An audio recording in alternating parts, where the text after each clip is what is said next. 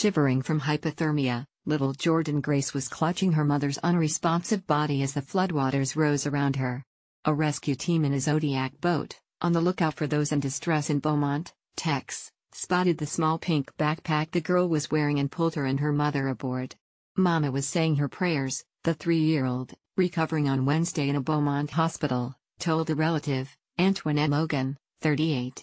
Jordan told me they were in the yucky water for quite a while, Ms. Logan said. It's a tragedy that her mama died, but it's a miracle that Jordan survived. With the death toll from Hurricane Harvey climbing to 38, those who survived the storm are just now learning the names of those who did not and the terrible ways in which they died.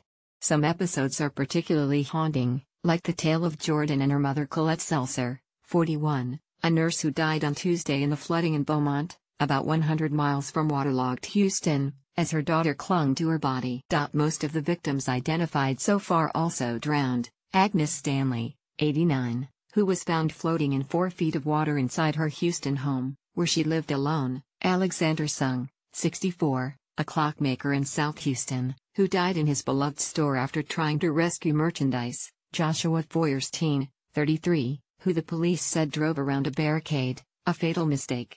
Sergeant Steve Perez, 60, a veteran police officer in Houston, drove into a flooded underpass on his way to the station. Then there were the deaths of Manuel Saldivar, 84, and Belly Saldivar, 81, and their 4 great-grandchildren, Daisy, 6, Xavier, 8, Dominic, 14, and Debbie, 16, who were found in a partly submerged van in Greens Bayou. The couple's son, Sammy Saldivar, was driving the van and managed to escape through a window, watching helplessly as it disappeared under the water. The authorities were first alerted to the van around 10 a.m. on Sunday when they heard the screams of Mr. Saldivar, who was clinging to a tree after climbing through the partly open driver's side window. Harvey killed in other ways too. In Montgomery County, Lisa Jones, 60, had just lain down for a nap in her bedroom when a tree fell through the roof, crushing her. Her husband was in the living room, helpless to reach her through the debris until firefighters arrived. In a region where it is difficult to find a person without a harrowing story to tell, the story of Jordan, the 3-year-old who saw her mother die, moved all who heard it.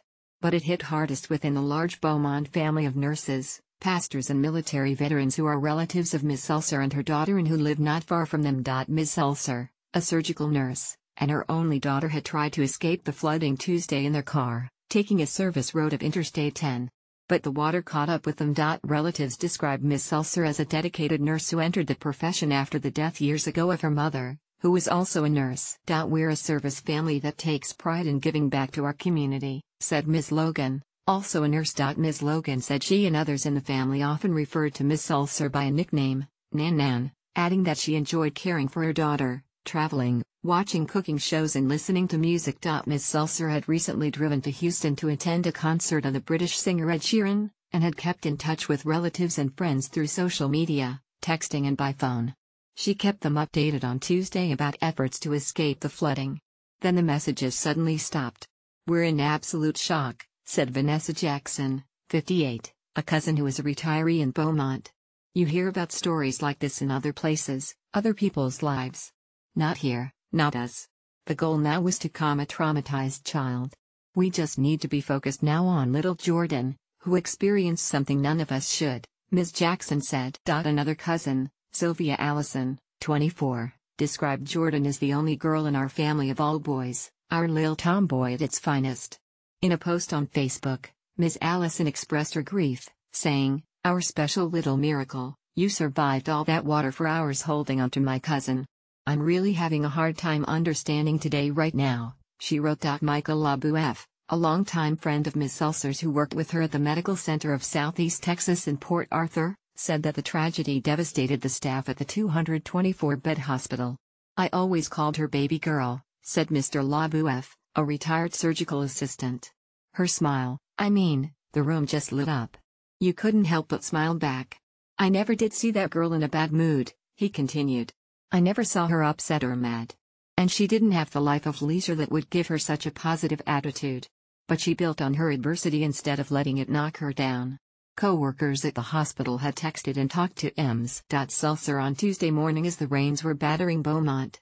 And one time she said, "Well, "It looks like the weather is going to break, and we're going stir crazy, so we're going to go out," Mr. Labuef said. The Beaumont Police Department said that Ms. Seltzer and her daughter pulled into a parking lot when the waters began to rise, and then left their car.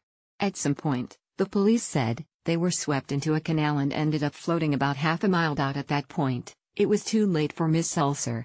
But even as she succumbed to the floodwaters, she never let go of her daughter. Her friends kept on trying to contact her, Mr. Labuef said, but they got no answer.